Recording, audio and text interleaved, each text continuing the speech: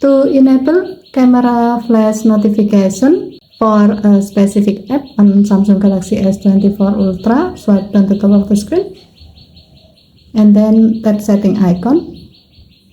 Scroll down the screen to find accessibility. Tap accessibility and then tap advanced setting.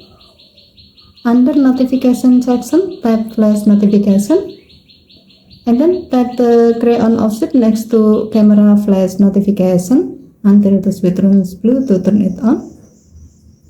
To choose the desired app for camera flash notification, tap camera flash notification. By default, this notification is set to enable for all apps. So if you like this notification to enable for a certain app only, you have to tap the blue on offset next to all apps to turn off this notification for all apps, and then select just the app you like to have this notification. As the example, we will select call from phone app.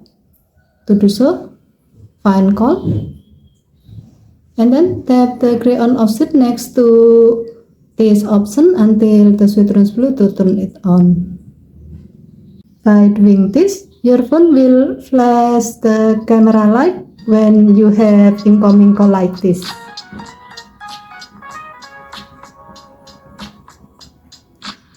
Okay, thank you for watching. Have a nice day.